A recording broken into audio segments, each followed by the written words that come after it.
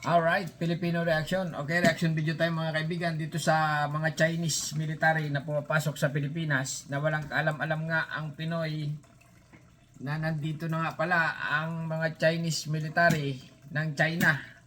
Mabuti na lang ay na-raid ang Pogo at natuklasan nga nila na ito na nga ang mga military, Chinese military uniform ay nadagdagan na nadagdagan.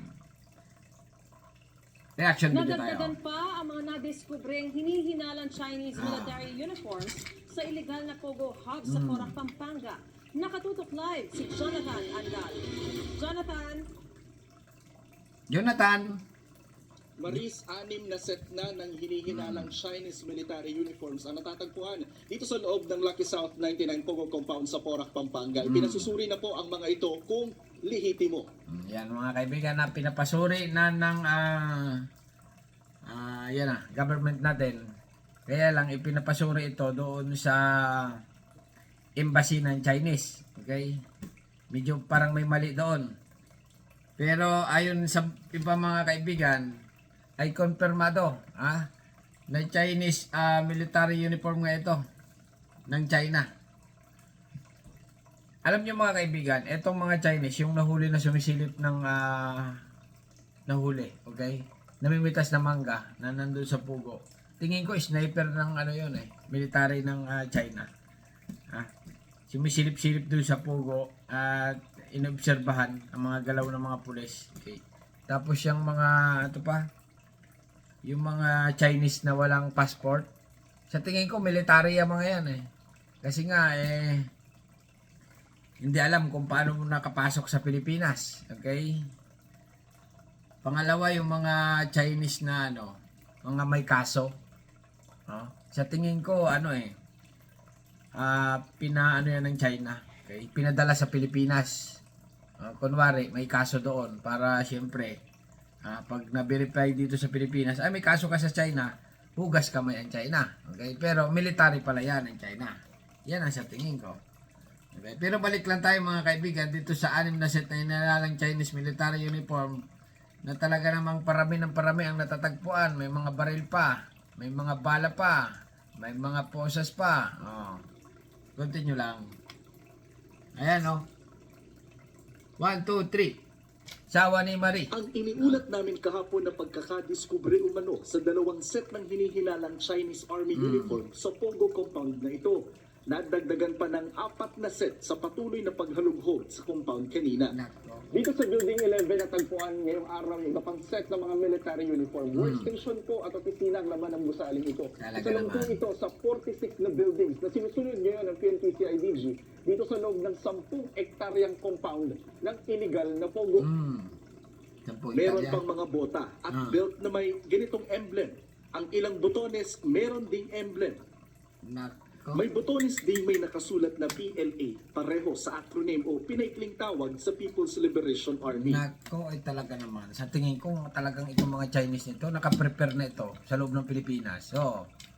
Kasi nga, itong halimbawa nga, magkaroon talaga ng gira na sa Pilipinas at saka China. Itong mga Chinese nito, iipunin nila yun o kukontakin na nila ang isa't isa. Kaya dumami ang mga Chinese sa Pilipinas Bilo mo, estudyante, yung doon sa saba yun?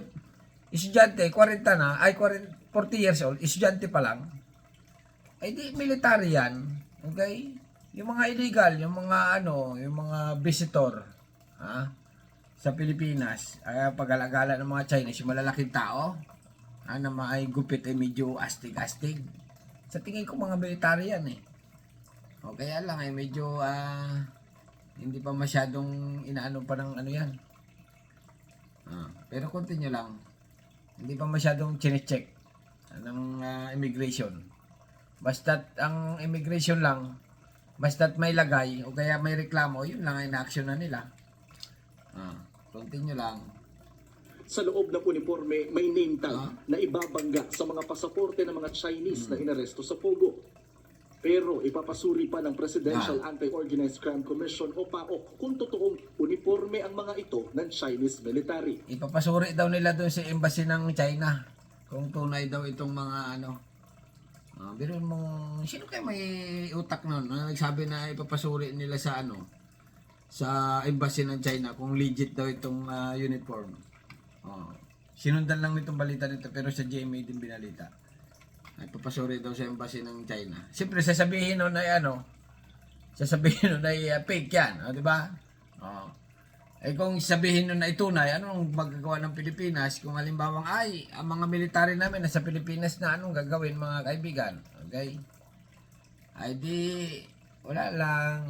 Ang mga Chinese, parami pa rin ng parami, labas-pasok, okay? Continue lang. Medyo kinagulat lang natin siya ba ay pumasok doon dahil gusto niya magtrabaho sa Pogo Hub at dati siyang military. Kung makakakuha tayo ng impormasyon na siya ay in active service at siya ay Yung nahuli na namimitas na mangga, wanted sa China, sniper, military sniper ng China. Bintik na yan. masok ng doon sa Pogo Hub na yun para for other intention. Kaya, malalaman natin yan through our investigation. Kagabi, natagpuan ng ilang sex toy, mga damit pambabae at kwarto. Bukod dyan, Pinakamalibog na tao yung mga Chinese na yan. Kasi nga, dumami billion yan eh. Dumami na sila, umanak na ng umanak, kaya naging billion na ang kanilang populasyon. Video pa nga na pinasa sa amin yung mga babaeng nagsasayaw ng hubad. Binibenta nila online. Ganon? Or nila live stream nila. So, merong sexual exploitation na nangyayari sa loob.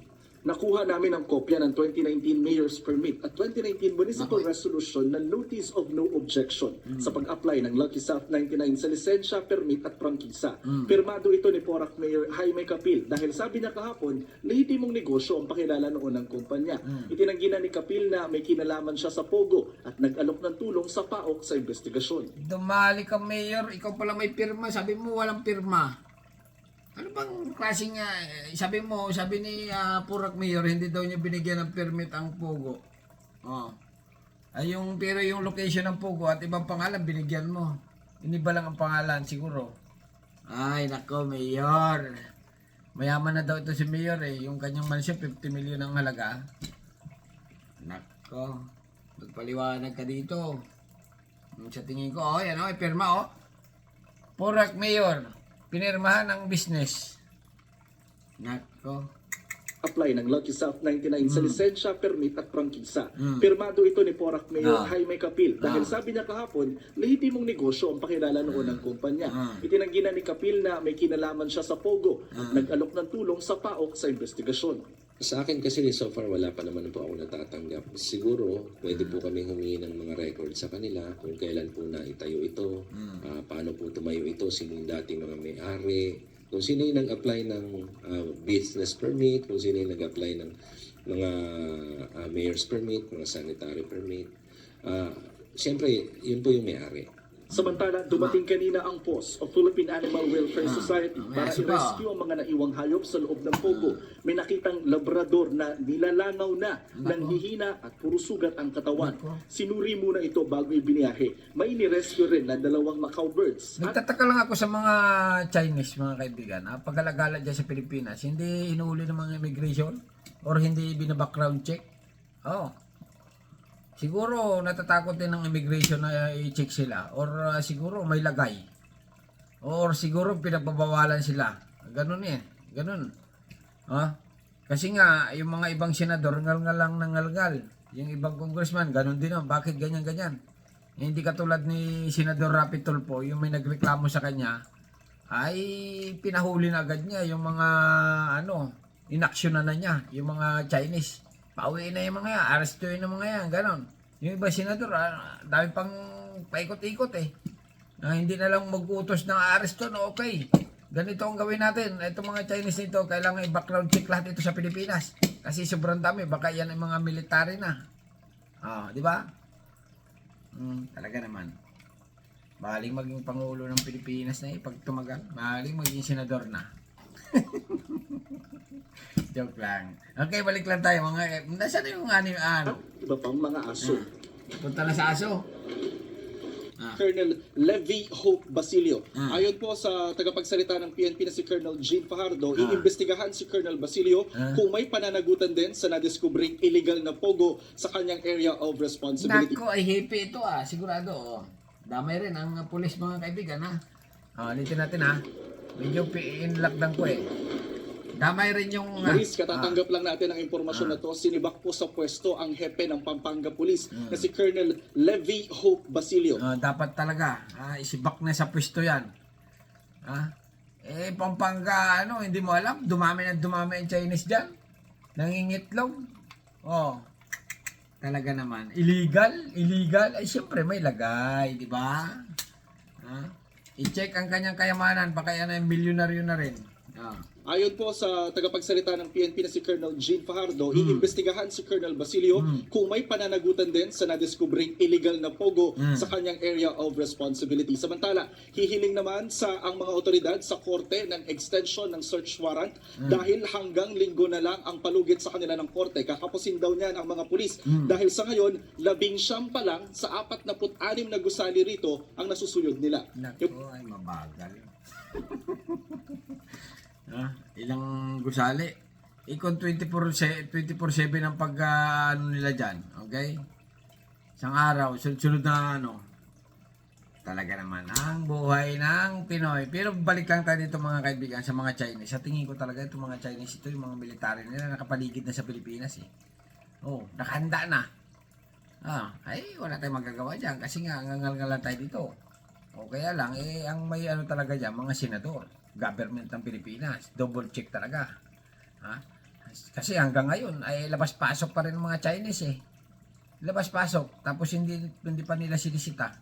Kasi nga, ang iba nagpapakilala na businessman. Tapos yung sa immigration daw, sa NAIA, dinoble na daw yung mga requirement ng mga Chinese pagpasok. O dinoble na siguro yung bayad. Ganon. Nagdagdag ng requirements pagpasok ng mga tourist, inigpitan daw ng konti. Anong klase yun? Inigpitan lang ng... Patigil muna. Ganon, di ba? At talagang imbestigahan muna yung mga Chinese dito. Kasi puro pugo na ng pugo nandito na tayo sa mga military nila. Nangingitlog na sa Pilipinas. Alright? Bahala na kayo mga kaibigan. Kasi pag nakakaano ko ng mga Chinese, nanggigigil ako Okay? Hanggang dito na lang at subscribe my channel. Don't forget comment. Bye-bye. Thank you.